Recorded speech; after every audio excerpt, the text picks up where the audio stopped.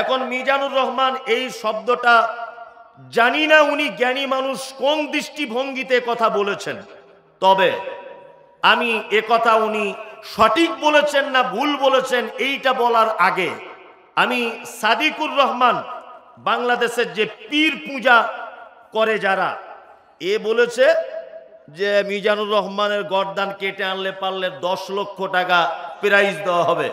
একজন মুসলিম আর একজন মুসলিমের রক্ত ক্ষয় করতে পারে না, হারাম, চলবে না। একজন পীর পূজা, তোমার মুখ থেকে এ শব্দ আশা করা যায়? তুমি কে আর মিজানুর রহমান কে? তুমি তো পাক্কা মুশরিক।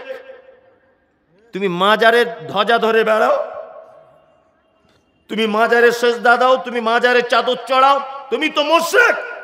অবিলম্বে বাংলাদেশের সরকারের উচিত এই সমস্ত পাগলাদেরকে পাবনার পাগলাগারদে ভরুন, আর না হলে এদেরকে উপযুক্ত সাজা দেন জনগণের সামনে। একটা আলেমের ব্যাপারে কথা হুঁশিয়ারি দেয় কি করে যে মিজানুর রহমান আজহারীর গর্দান কাটতে পারলে 10 লক্ষ টাকা তাকে টাকা দেওয়া হবে? আমি মমতাজুল ইসলাম বক্তব্য রাখতে গিয়ে একটা শব্দ ভুল হতেই পারে, আমি মানুষ, তাই বলে আমার বিরুদ্ধে ফতোয়া দিতে হবে যে আমার গর্দান কেটে দিতে হবে?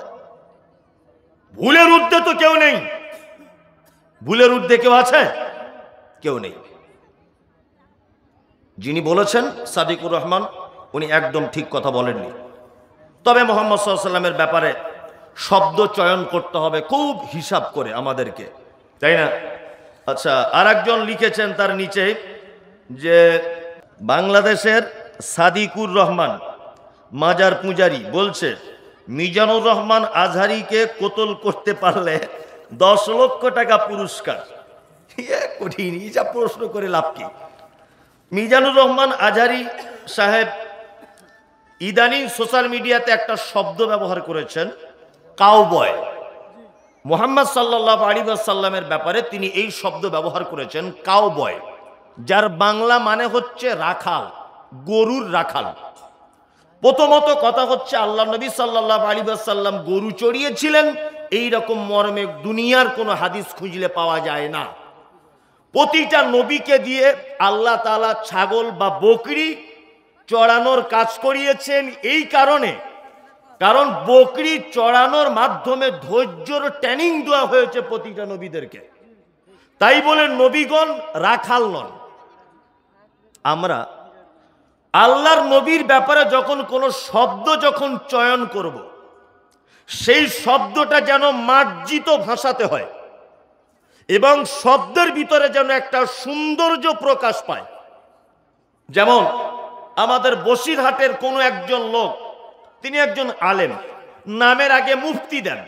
উনি আল্লাহর নবীর ব্যাপারে বলছেন, কি বলছেন? যে নবীজি ভিখারির বাচ্চা ছিলেন। নাউজুবিল্লাহ।